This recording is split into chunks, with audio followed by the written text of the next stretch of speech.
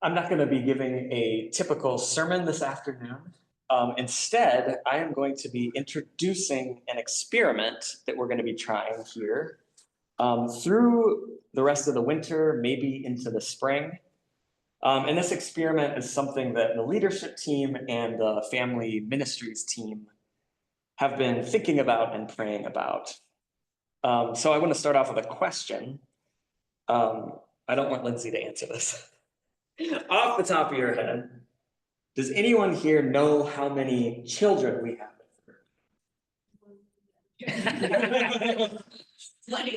Hundreds. 20. Boom, that was my count. Yeah, so we have 20. 20, yeah. Yeah, I mean, for the ones who are still connected, yeah. So we have 20 kids ranging from newborn to 11 years old.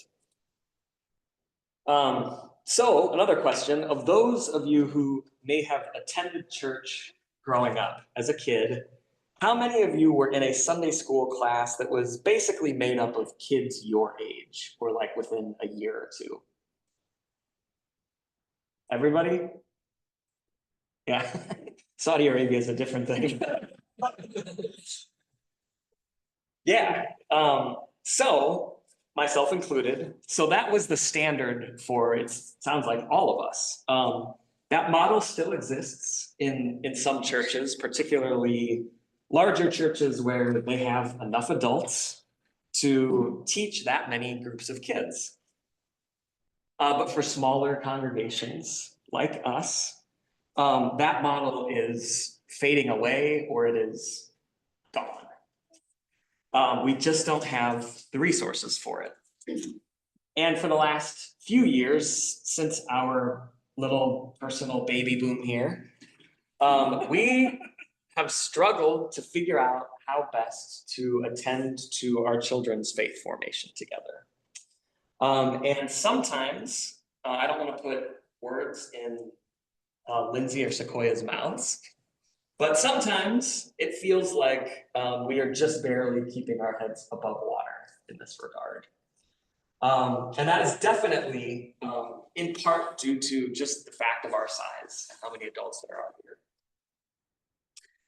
But I also think that as adults, we maybe unconsciously assume that children's Sunday school, children's formation, and the teaching that we offer to our kids, that these things are less substantive, maybe less central to our common life than the adult formation and teachings. And I don't think we would actually say this willingly. As adults, I think we are just biased towards our own needs and our own desires. But if our church is over 40% children, I think maybe we should be thinking about it as a more central part of our mission than we have previously. We're just in a different stage of life. So with that, with our situation in mind, we're going to try an experiment. And this idea grew out of something that we tried a few weeks, I don't even know when it was, 3 or 4 weeks ago, in the last couple of months. During the teaching time, we actually focused our attention on the children, or the teaching was geared towards them. And the subject was baptism. So I opened that time by reading a story from it's called the Jesus Storybook Bible. And the story was about Jesus' baptism. So I read that. And then I gave a little short introduction on a child's level to what baptism is. So why we practice baptism, why we choose to do it, and a few reasons why it's important to the church.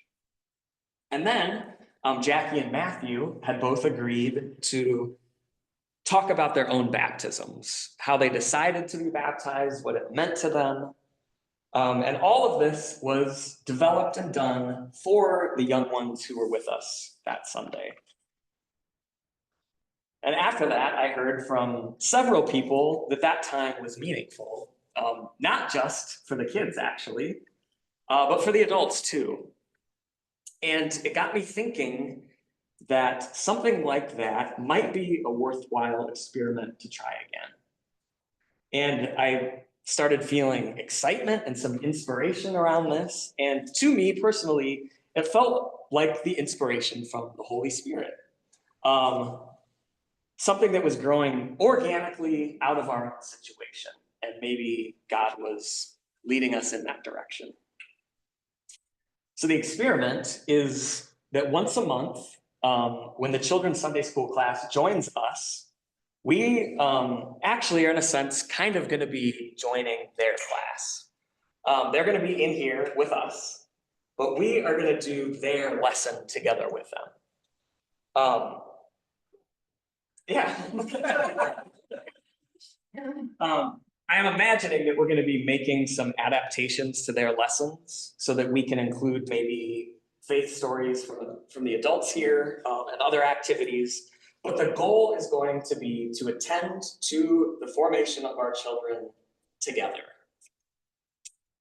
In the very limited reading that I've done about intergenerational faith formation, it is really clear that this can be very impactful for children and for adults.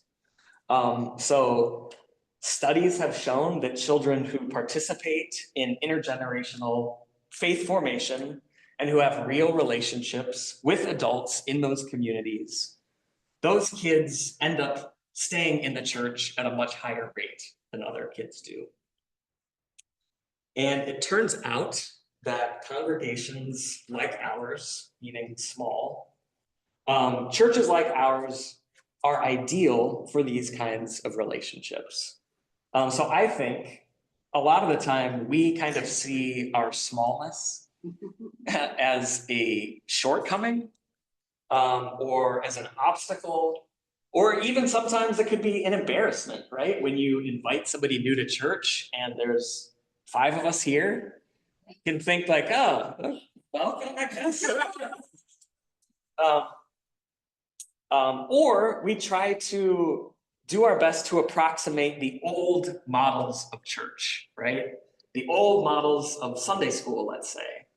But I think if we look at ourselves through this lens of intergenerational faith formation, our size becomes an asset, actually, not something to be gotten over, I guess.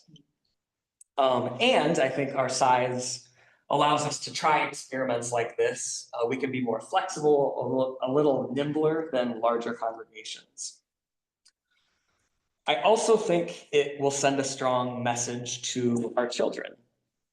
If they are the focus of the teaching time for the whole church, not just with themselves, even just once a month, it tells them that they are not just welcome here, but that they are prioritized, that their formation is important enough that we are all participating in it. I also think that we are in a really interesting time as the church right now. And I think a lot of us are wondering, how do we foster our kids' faith? It's confusing. We're wondering, what should we be teaching them? How should we be teaching them these things? And also, myself included, wondering, shoot, what if my faith and my understanding isn't up to the job of raising my kids like this? I think we all have a sense of responsibility and we don't want to mess things up. So my hope is that this experiment can help us learn to do that together as a covenant community, and even to learn to talk about our faith authentically, starting with our kids.